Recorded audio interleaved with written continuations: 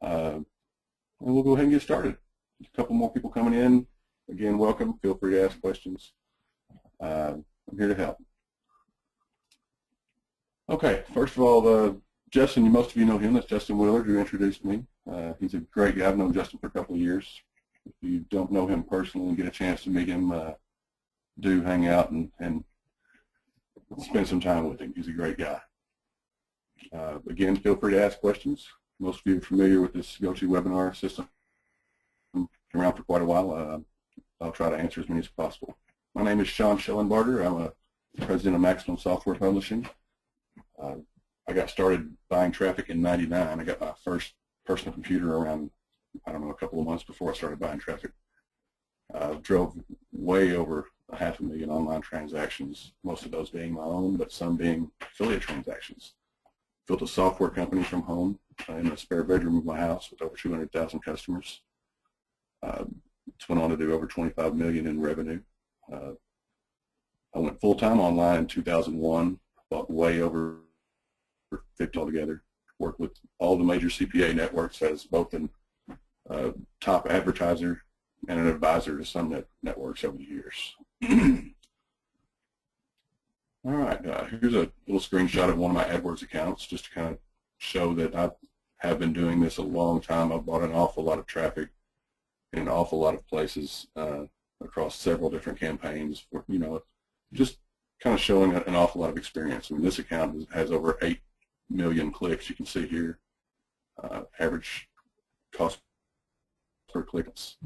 Spent over 1.6 million in that account and over 42,000 conversions or sales. The average cost per conversion, you can see there's $37, but I averaged around $55 for the first year on each customer and upwards from there as they renewed. Renewal income is a big thing when you're trying to build ROI. I'll get into that more. That's more advanced stuff. We're mostly talking about retargeting. Here's my little cabin out in the woods. I live in the hills of Arkansas. Here's my little home office. I'm sitting here in front of those two screens now. My kids play around with my pool table around them. My favorite platforms, I've used AdWords mostly over the years. Now, it's still the largest. It's a little more complicated. They're kind of fussy. A lot of people don't even have accounts with them anymore. But if you can utilize AdWords for retargeting, that's the biggest reach you can get. Also, Facebook is the second best source, I would say. You can actually upload your customer list to Facebook and retarget them, or just your email, your prospect lists, which you'll have a lower ROI with prospects than you would customers, but that's fairly obvious. If you're not retargeting via Facebook's custom audience feature by uploading your email list of your customers, if you're not doing that yet, I highly encourage you to do that and start running ads to your customers via Facebook. Perfect Audience, perfectaudience.com. If you've not got an account there, open one up for free. Check it out. I think for $25 you can set up a campaign and actually be running a retargeting campaign, set up within a day or so. It's pretty easy to set up. Site Scout is also a good platform. So if you're buying cold traffic from Site Scout, it's a little tough. You have to trim the fat, so to speak, very quickly. I do recommend them for retargeting campaigns. Be in there, cut the fat quickly and scale the winners and cut the losers. Adroll.com is also an excellent platform. They don't like affiliates. They don't like financial offers, and they don't like make money online or mastermind type offers at all. But if you have a campaign, one easy way to get approved in AdRoll is if you have a campaign set up for like your blog. So you have a blog and you blog about specific topics, AdRoll will approve your blog fairly easily. And then you can set up different retargeting pixels and then insert them into different and segment users based on their interest very easily. You can also use, once your site is approved, you can use those codes to set cookies anywhere. It doesn't have to be on that site. But they only want to approve sites that you're running ads for, like your blog. Okay. Again, if you have any questions, just type them over there in the chat box. We'll try to get to those. Might get to them as we're going. We might try to get to the end. We'll just kind of see how it goes there. I always like to mention this anytime I talk to people, because they, a lot of people never step up outside of their comfort zone in anything they do. And you'll never achieve anything if you don't. So whether you think you can or you think you can't, you're right. Believe me, you can do this. Retargeting is not something complicated. So many people still, after it's been out for years, they just cannot get their heads around it. Never set up their first audience. Never do anything. That's a mistake. If you're making sales now, you can increase your sales anywhere from 10 to 20, 25% easily just by setting up your retargeting campaigns and getting them going. So if you're consistently doing 10 a day on one of your products, you could conceivably add, 1 to 5 sales a day just on your current traffic without doing anything else different but setting up your retargeting campaigns. Now, a few things I'll go over here that I would mention when you're retargeting. Bid high when you start. I like to start off at $10 CPM. A lot of people get scared of that number, but don't. You're only paying when your ad is shown to one of your customers who's already viewed your sales page. So most of the time when you're retargeting people, they're going to show up on the sites, like NewYorkTimes.com, big tier one traffic that is some of the top quality traffic you can get online. If you were to try to buy banners on these sites, you would be paying, a larger CPM than that. And you would be getting a click-through rate of 0.0 something percent. So very little clicks, very high CPM. This is the only way I know of to buy traffic on those with the kind of ROI you're going to get.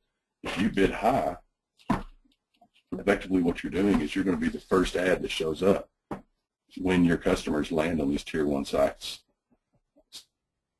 So if you're bidding $10 CPM, most of the other people bidding on retargeting or even bidding on the first impressions are not going to bid $10 CPM. And whatever platform they're using is going to default to whatever ad pays the most immediately. And that all happens in the background. It's invisible to the user, but there's algorithms running with these platforms that decide what ad to show based on the ROI for the publisher or the website that's serving the ads.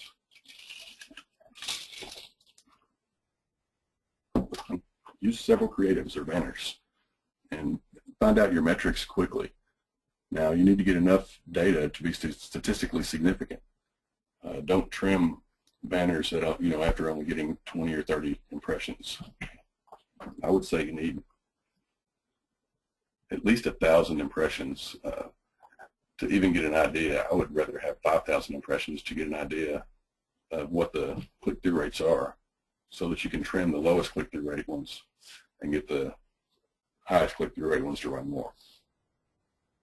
You look at is if you set up your campaigns the right way. Most people do their trimming based on click-through rate only. I say that's a mistake. If you set up your campaigns correctly, you're measuring ROI.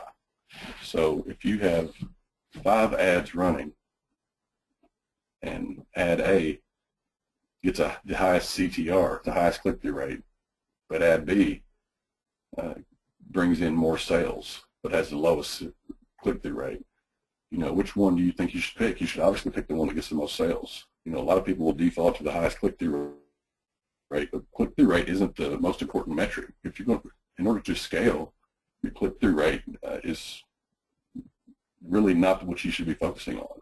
You should be focusing on ROI and what brings in the most number of new customers at the lowest amount. That's how you scale. People that scale based on click-through rates tend to not be nearly as profitable, if that makes sense. Now, you can easily set your frequency cap daily at 5 or so. That means that your ad will only be shown 5 times per, usually 24 hours. Sometimes you can set in the system, depending on the platform, it would be 12 hours or 36 hours. I prefer about 5 impressions per 24 hours. If it's a really high ticket offer, you can go up much higher than that and basically dominate the ads that are shown to your customers as they go across the web. Okay. Now, unless you have a large site, I would recommend targeting all the major countries that you accept the orders from. So generally, that's all the large English-speaking countries for my audiences. This allows you to have the largest reach when you're retargeting. If you minimize your list, if you restrict your list to only showing ads to PBS or in one state, and you only have a few hundred or a couple of thousand people on your list total, then you're basically going to be restricting your retargeting platform to not showing very many people. They don't. When you only have a small audience in your retargeting audience, when you restrict to countries, it tends to make your reach much smaller. So I would start out by targeting several major countries until you are able to gather some data and find out how to optimize to suit your campaign. Now, target users who visit your shopping cart with a special incentive to finish their purchase. Now, that's basically all you're doing is people who visit deep into your funnel, such as going into your shopping cart but don't check out. Those are the people who are the hottest to buy. Now, if you see if those people don't check out, but they see an ad for your brand and they recognize it later that day or the next day on a major site like NBC.com, they see your brand and say, well, hey, the implied credibility that comes from you having your brand, a tier 1 site like that, first of all, it increases their confidence much more than they just landed on your site the other day and they'd never heard of you. So that reinforces your brand with them. Plus, if you can make an offer inside of the banner, like come back to my site and save 10% to check out, to finish your checkout. You know, they'll know by looking at the banner that the banner knows that they've already added something to the cart. Now, when you put that kind of process into people's mind, it psychologically makes them want to click that when they see it. They recognize your brand, recognize the product name. That they want to get that discount. If that discount's not available anywhere else, I mean that's a huge perceived value, and you should have an incredible conversion rate on the clicks that come from those campaigns. I mean, absolutely incredible. All right.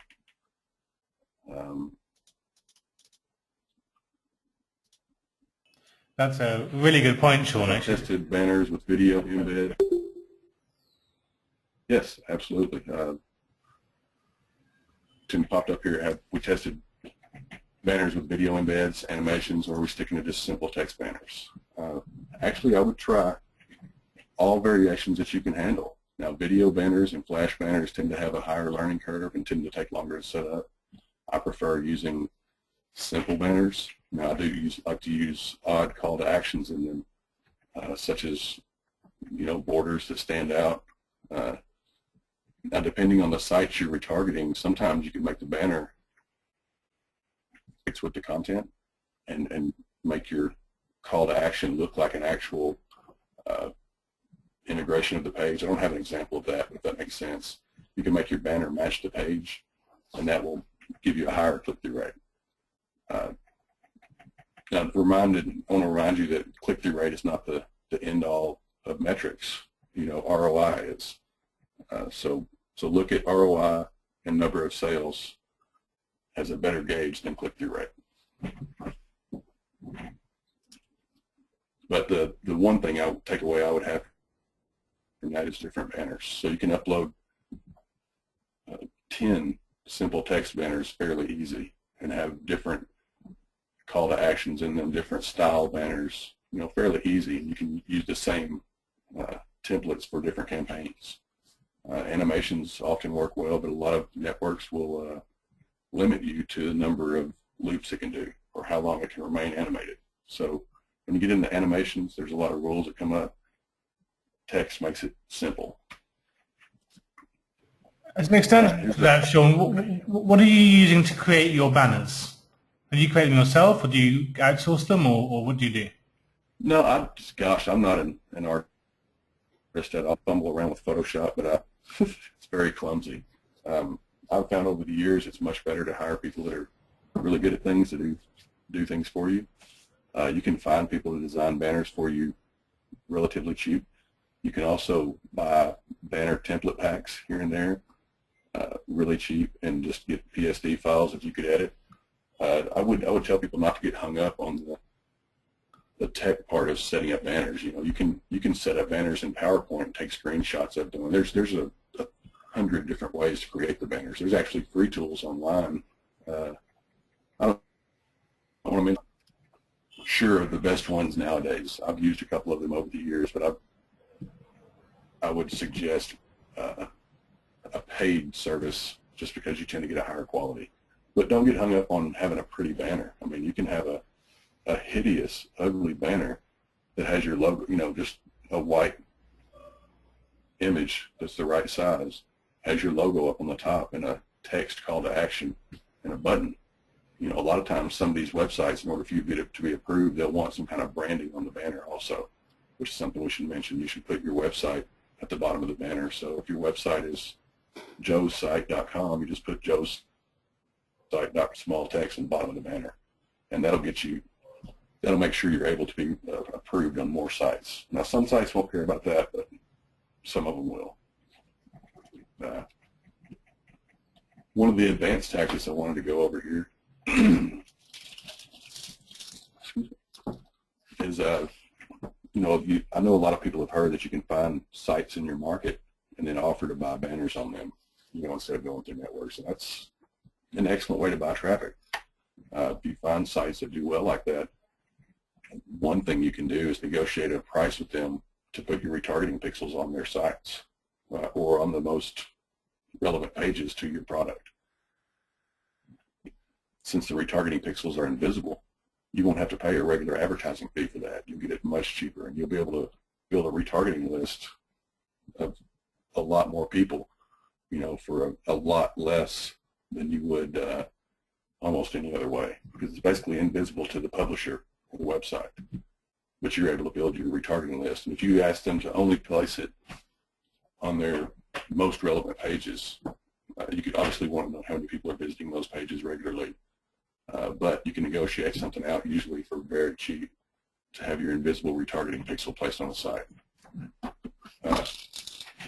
Leveraging other people's sites like this is an easy way to increase your reach. You can actually get tens of thousands or hundreds of thousands of people on your retargeting list, you know, fairly cheaply, because people, the cost of placing an invisible code, you know, is typically much lower.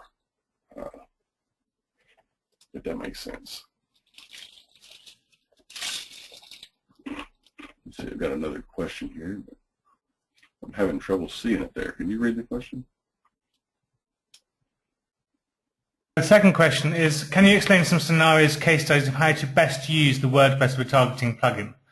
I don't really want to cover that now, if you want to cover it a bit later. Yeah, we'll touch on that just a little bit. Well, I mean, I can mention a couple of different ways. The retargeting list plugin makes it to where you can create a link that you can place anywhere online. So basically, you're creating your retargeting list across. You can create the list across multiple platforms via a link that you control 100%. So you create the link via the plugin, and then take your link that was created and insert that into Facebook with a picture of a viral video, and then put that on one of your pages with a lot of people on it. Now, everyone that looks at that viral video on Facebook and then clicks through to that viral video, say it's about the latest pop singer with the latest song, now you're going to set everyone who clicks on that video from Facebook, you're going to set them into your retargeting cookies across multiple platforms very easily. So you can scale that viral traffic with very little effort just from the initial setup. And then if you buy ads to that, to those type of posts, you'll notice that after you buy a few hundred clicks, you'll start to get a huge number of free clicks coming in from the viral nature of that links. You can also use the links via emails to where anyone who clicks on any link in your email, you can set your redirect to land on a, excuse me, on like an about.com page about a certain topic about weight loss, or an NBC article about weight loss. So you're basically, the user's going to know when they click on the link and they land on NBC.com that they don't think you have any type of monetization from that. You know, you're just sending them a raw link, but you're setting a retargeting cookie in the middle of that. So you can set those links anywhere in the web and instantly add people to one platform or multiple instantly in the middle of the redirect in a totally transparent way that seems invisible to the user. Gosh, there's so many different scenarios to use that. Anywhere you can publish a link online, you can publish the links, the redirects that you create with retargeting lists, and set retargeting cookies while redirecting people to any link that you want. So it's really, there's no end to where you can use it. Okay, our advanced tactic number two here. Retarget your customers constantly, and I don't mean that lightly. I mean literally all of your customers, everyone who buys from you, retarget them from now on all the time. Just because they buy every product in your company doesn't mean you can't retarget them to buy your competitors' products. They're going to be buying, consumers consume, you know, remember that. They're going to buy your products, your competitors' products. If they're interested or passionate about a topic, they're going to consume the products in that topic, in the market. So if possible, leverage the fact that they're your customers already. You know, show them the offers for the competing products if you can be an affiliate for them. Negotiate a special price. A lot of times you can negotiate a price being a competitor. You can get a much higher affiliate commission than most people can, just because they're going to see value in you promoting them. And if you do well, you can always email your customers that, hey, this product kind of competes, but it's also complementary. You know, there's several angles on that. Don't get limited. Don't get blinded by, you know, or short-sighted and think that you can only make money by selling your product. I've been a top affiliate for some of my competitors over the years. You know, it's not a bad thing. I've made a ton of money promoting competitors' products who some people would just absolutely not believe that I was, you know, promoting a competitor. But if I'm keeping 85%, you know, it's not that big of a deal.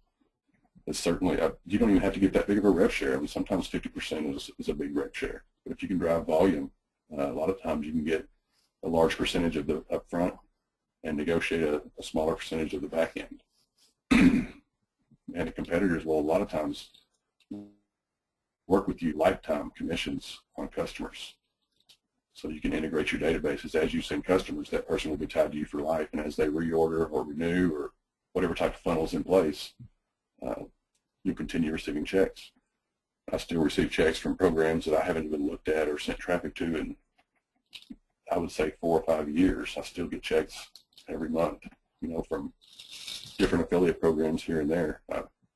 Never stop promoting. It's basically what to take away from that.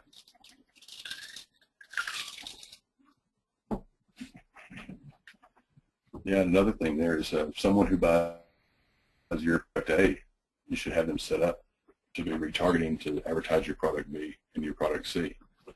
After they bought everything, you likely have some type of high-ticket upsell. You know, you probably won't sell many of them, but you have a very high-ticket upsell. You should be retargeting all of your customers if they go through the funnel to buy the high-ticket upsell. You know, that's where your big money comes in. You're paying, you know, say you're paying $10 CPM for retargeting traffic. That comes out, if you do the math, to 1 penny per impression to see an ad about your high-ticket upsell. You know, depending on the price of your upsell, if you have an upsell that's $5,000, $10,000, you know, you can show these ads. You can spend a few $100s at these rates, and gosh, if you make one sale for every couple of $100 in ads, your ROI is ridiculous. You have to get a calculator out to figure it.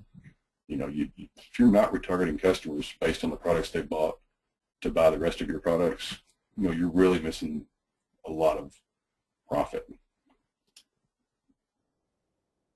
Okay, number 3. We touched on that a moment ago when I got started, but you can retarget your customers for affiliate offers. Again, way after they made the first sale or bought the first product from you, you can be retargeting them for relevant offers. There's likely a huge number of relevant offers in your market that you can show ads for and receive a large commission from. Your customers buy products in your market every day. Some of them are what I call rabid buyers. They buy everything that comes out. I would say about 15% of all your customers will be those rabid buyers. Buy everything. If you can get yourself positioned between them and most of the relevant offers that come out, you're going to profit several times over from just that 15%. That 15% is the most lucrative customers you have. They're going to buy everything you come out with and everything your competitors come out with. Don't let your ego shield you from profits. Remember that. Don't get hung up that it's your competitors you're promoting. If they're a good customer, they're quality product, why wouldn't you want to get a percentage of your customer buy that anyway? They're going to buy your competitors' products anyway. Let your ego go and help them. High ticket upsells. This is awesome. I mean, you can, as I mentioned, $10 CPM seems high. That's going to almost guarantee that you're going to get the first impression for almost any network to where you're trying to show your retargeting ads. So even on, now, if you're looking at NBC.com, it might be a little higher there. But you're still going to get some of the first impressions from every time your users land on these things. And that's 1 penny every time your customer sees an ad. And it's worth spending a penny to show your customer who's already bought some of the products in the top of your funnel. It's worth a penny to show them every time to show them an ad for your high ticket upsell. That's where ROI gets crazy. I mean, when you can make huge multiple $1,000 sales from just a few cents in traffic, it's this is really exciting for people that have the really high ticket upsells. If you don't think a penny is worth it to show your customer your ad, then I don't know if you're looking at it just right. Bidding high will allow you to be everywhere. So when they go to Drudge Report or NBC or About.com or whatever it is, they're going to see your ad everywhere. That lends you the implied credibility of these tier 1 sites.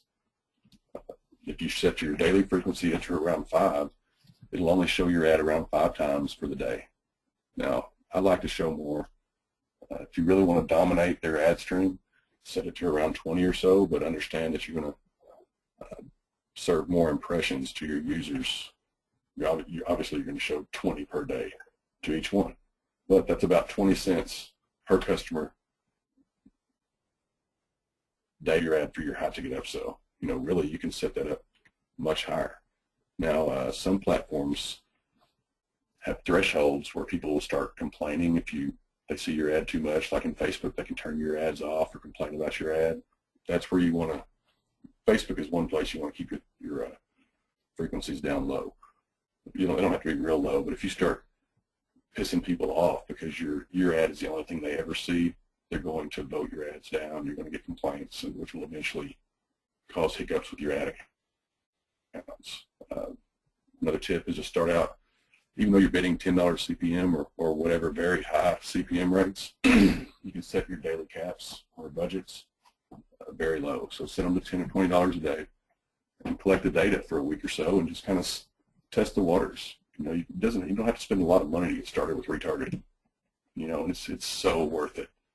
If you're just scared to get going, you can reach out to me. I do have a type of a done-for-you service, but it's not something that's cheap. I don't even really advertise it. It's based on engagement.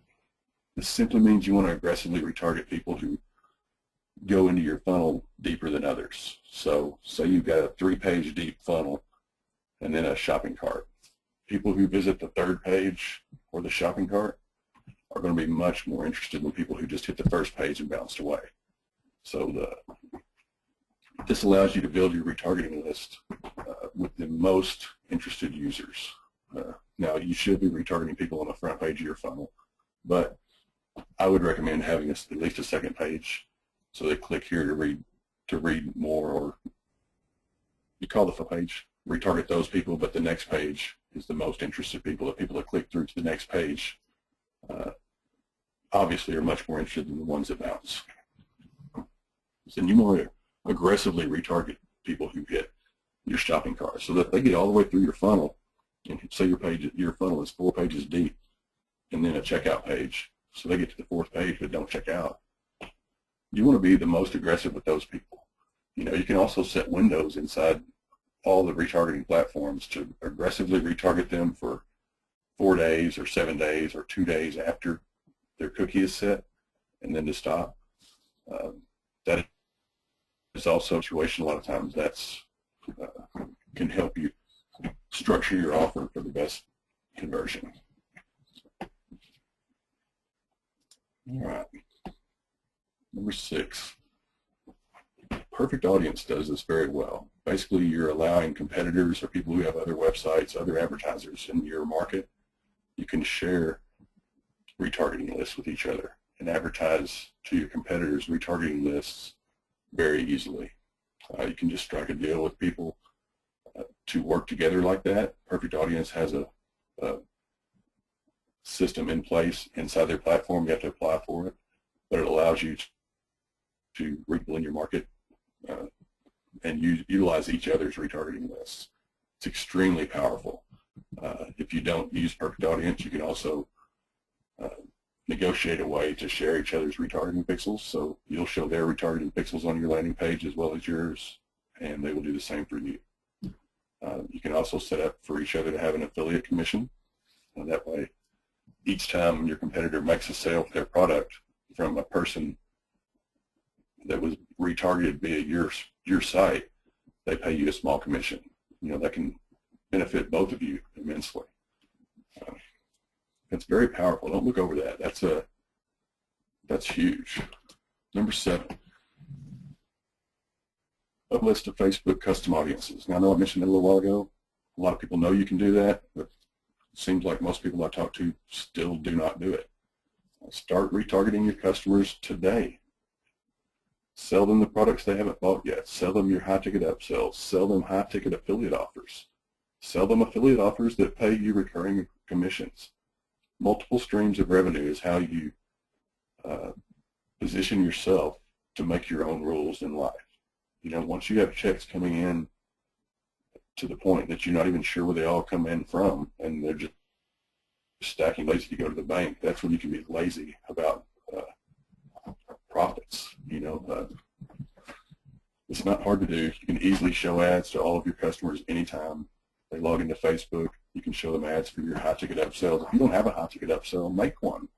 You know, create a coaching offer. Create a super bundle of all your products. You can have a super bundle, which is a very generic term, but I've actually coined that for one of my software companies. We just had a bunch of CDs and DVDs, and we were trying to pull together a high-ticket upsell, and we just called it a super bundle and gave them 2 of every DVD we had.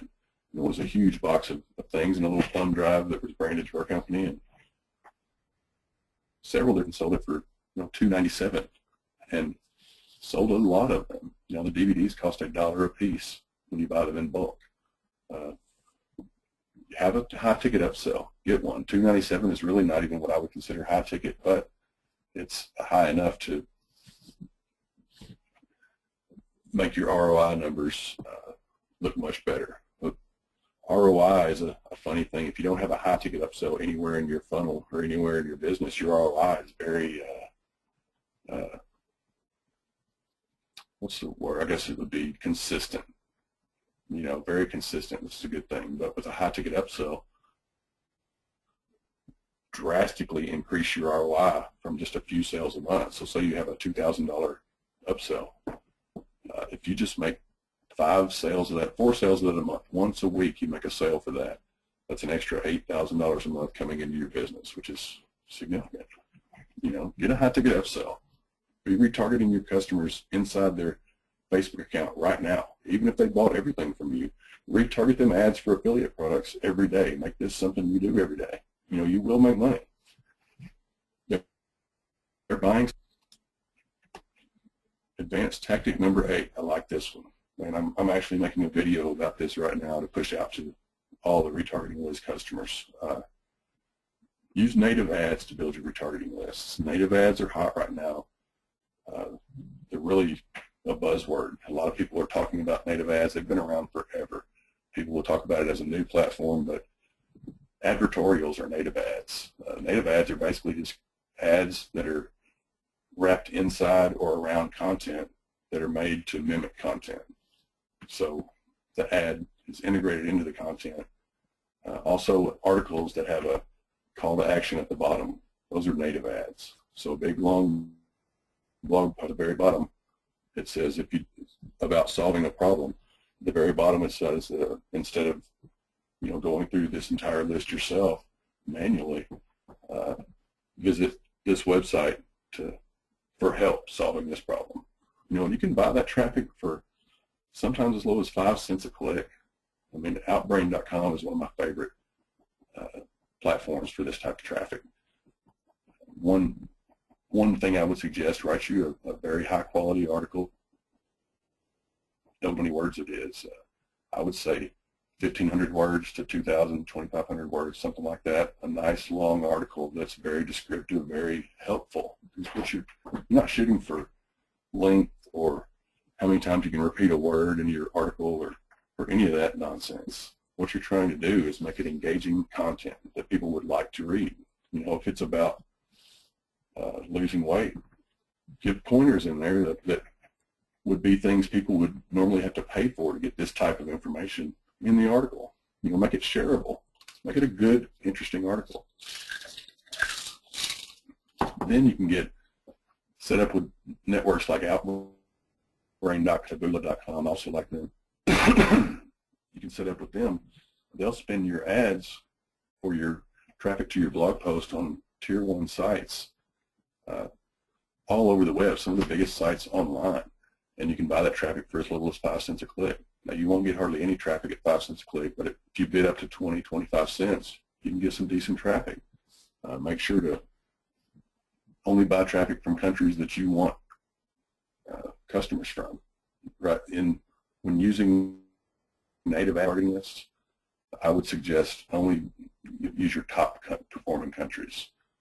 For me, that's the U.S. That may not be for you, but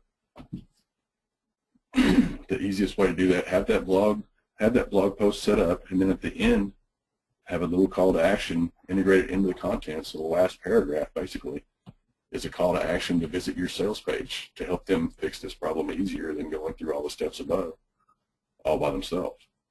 Outbrain will send you traffic from these tier 1 sites to those blog post pages. For 25 cents a click, you can buy a ton of traffic from them. These are some of the highest quality visitors you can get. They're interested in content. They're reading articles on some of the biggest sites on the web, and you're able to buy them for a fraction of the cost of what they normally cost. Use this. If you're not buying any native ads, sometimes you'll have trouble getting your site approved.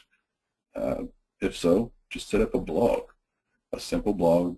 You can have a couple of banners on the side if you want, but I wouldn't even have banners on it. Just make it a completely information blog, and then buy traffic to it from these native ad networks, Outbrain and Taboola. There's a ton of them now, but those are the 2 big ones. And then have your retargeting pixels on, and then at the bottom have a call to action to your sales page, but retarget everyone who clicks through to your blog post. That's native advertising. That's you can scale almost any campaign with that type of structure if you utilize it and put a little thought into it. All right, let's go next one. That's the last one I've got there. Do we have any more questions? Yeah, do you have a case study of an example that you've done this Outbrain.com trick with? Or an example that you I don't can... have one put together right now. I'm afraid if I tried to log in and show that to you, it would show a few more things than I would care to make public. I could put together some type of case study just with one campaign that would certainly explain that a little better. I mean, this is really, I would say, this is the best, hottest thing right now that you can do for buying traffic. Native ads are cheap. They get you some of the highest quality traffic, and the scale is ridiculous. If you can find a way to make the traffic profitable, scale of it, I mean, you can buy more of it than you could probably handle. The native ads have a huge, huge reach. Okay, no, brilliant. Another question about the plugin. Have you tried using the Google Display Network to send traffic through the Retargeting Wiz plugin to an authority site, on a target category authority site like webmd.com? You mean using them as the clickable link? Yeah, have you used a Retargeting Wiz link on the Google Display Network to someone like webmd.com? So if you're doing wart removal, for example, or earwax removal or something along those lines, can you put an article, link to an article about it on webmd.com and have your retargeting link go that way? In theory, you could, absolutely. Now, Google is sometimes particular about your tracking link matching your destination link, but in their display network, they're typically a lot more lenient. So I would think I've not personally done that with their display network, but I would think, I know it would work. It's just a matter of them approving the first campaign. If they approve the first campaign, it would be just fine. That is actually very powerful. Anywhere you can send traffic from and land on a site with the kind of credibility as a WebMD site, when you send people to a site like that and set your retargeting cookie in the middle of it, you know, that's an awesome way to lend you the implied credibility. It also, people will click on the link and not worry about you making money off of the link. You know, you can send people on your newsletter to links that they know you're not making money from, and basically add them to retargeting lists. Or you can obviously send them to WebMD sites via advertising networks. If you're buying traffic to WebMD via search networks, you know, obviously you could buy traffic there for a very low amount. I would talk to my rep or just submit one campaign. I've not tried it personally, but it would work as long as they approve the campaign. It sounds to me then that maybe a better way of doing this would be to drive the traffic to your own site using something like Outbrain or Taboola.com and then build a retargeting list that way rather than using the Google Display ad network. Or do you think that both would work well? Yes, they certainly could both work. I mean, it's just a matter of, gosh, there's so many different ways to utilize the redirect. I do like the idea of using the Google Display Network to drive traffic like that. You could certainly drive a ton of traffic in that way.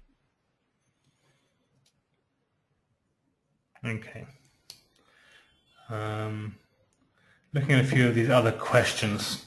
There's a few people asking sort of a very step-by-step introduction to retargeting. Now, we've actually got that in the training course in the members area. And I'm just putting together a checklist that I think will really help make that even more of an A to Z solution, so you know exactly what you need to do to go through each of those steps. But if we have any more questions about that, do send us a message through the contact form in the website itself, and we'll try and answer them separately rather than talking about that now, unless there's anything very specific that you think we can answer for you right here. What do you think is the 20%? The 20% that you can do on retargeting that will give you 80% of the result, 80% of the benefit. This 80-20 rule. Your customers. I mean, you can retarget prospects to buy your products, and you'll make money from that. That'll be your highest ROI paid advertising, most likely. But when you start retargeting your customers to buy your high-ticket upsells or high-ticket affiliate offers, that is where you'll make out of the profits, because you'll be buying the traffic for, pennies, and then it literally turns into, huge numbers of dollars. Your EPC, I've seen EPCs of hundreds of dollars for some high ticket offers with retargeting traffic. Okay. If the retargeting whiz plugin is on the destination URL domain, should that not solve the problem of Google display policy? Is another question. Now, my guess is that the answer to that is that you really want to have the tracking pixel on your domain rather than going through the plugin in that case. Is that right? Yeah. Google is just a little picky with those things. Now, in their search network, I don't think they would allow you to do it anymore. They used to. It didn't matter. Facebook doesn't mind at all using retargeting whiz plugins to redirect to any pages that you want. So you can buy Facebook traffic and send it to WebMD via the plugin, and they'll approve the campaigns all day long. And then you can set the retargeting cookies for multiple platforms in the redirect. Now, I think that would work just fine in Google, but you have to submit. I don't want to tell you that yes, they will approve it, because I've not sent a campaign through there personally. Facebook, they will approve it, no problem.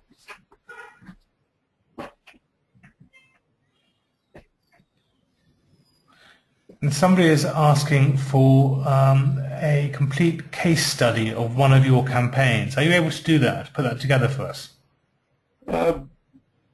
Yeah, I can look at trying to put together a case study. I'm hesitant to just log into one of my accounts because there's not just one campaign in them. Sure. And no, that's perfect.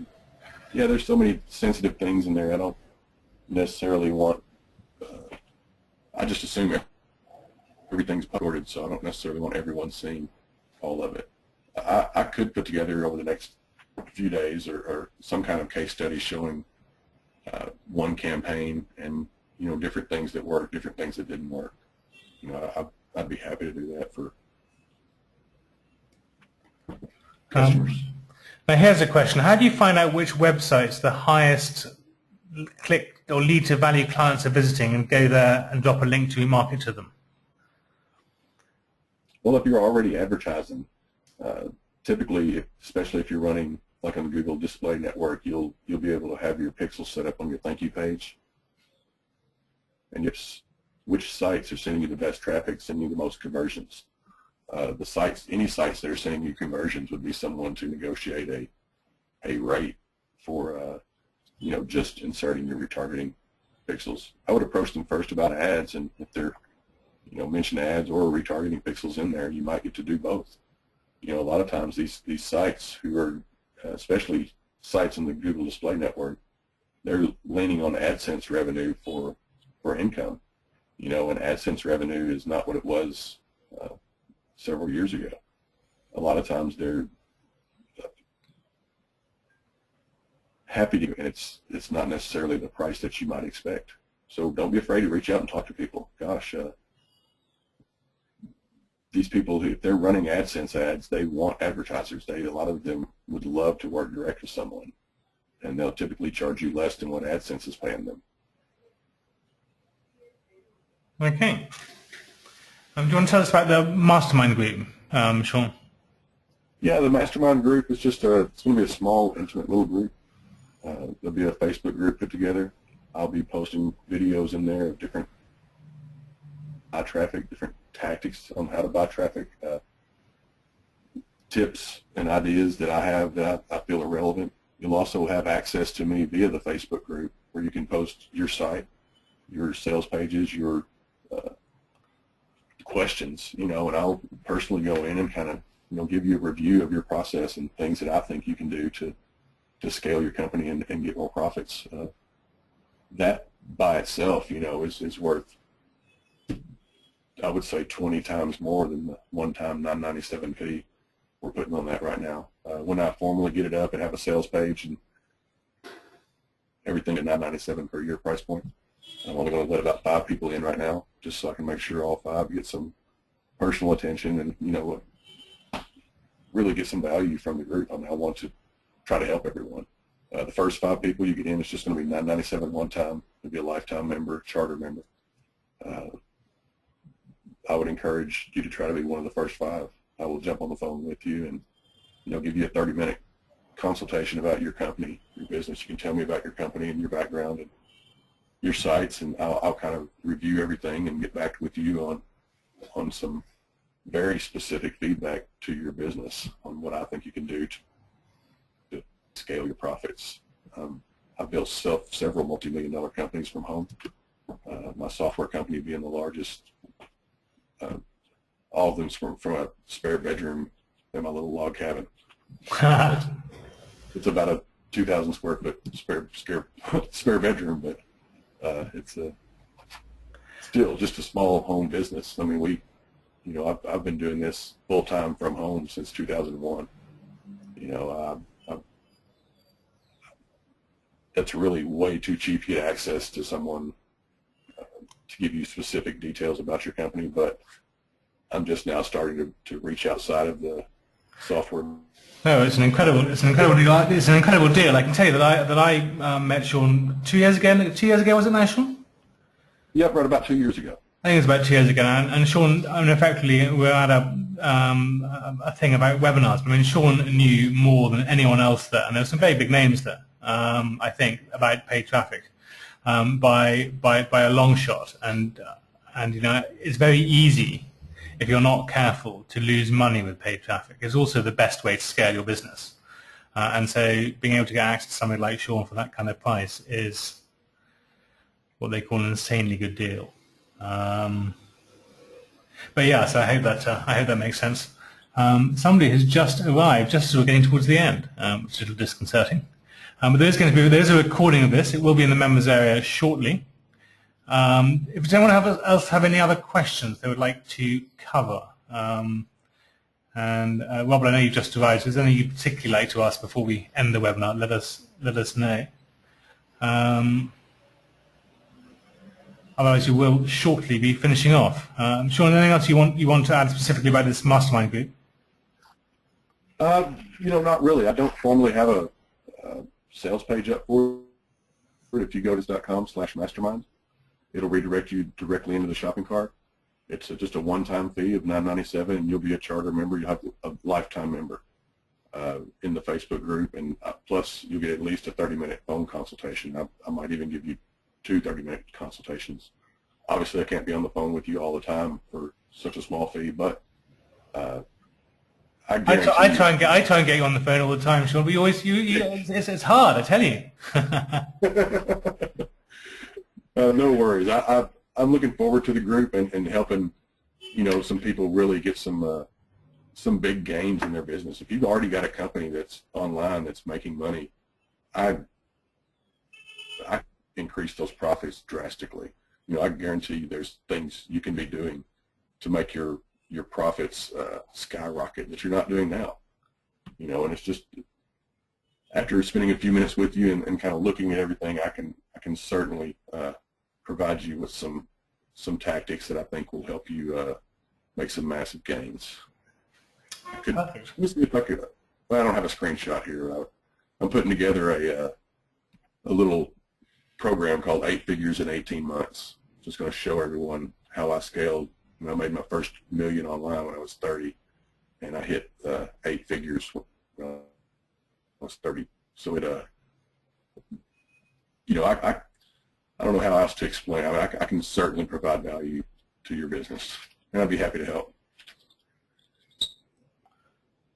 Perfect. Robert, thank you very much for joining us. I'm very sorry to hear about your family, but the recording will be, I'll process the recording now, and we'll get it up shortly. But everyone else, thank you very much indeed for coming. And if we can help with anything, don't hesitate to let us know. There is a help desk and a contact form and everything inside the members area. But yeah, thank you very much indeed for coming. Sean, thank you once again for sharing some very powerful insights. Lots of value there, I think. And I'm looking forward to trying some of those tricks, specifically the outbrain one. I'm looking forward to seeing your video about that in more detail. But I'm rather excited about that as a concept. And yeah.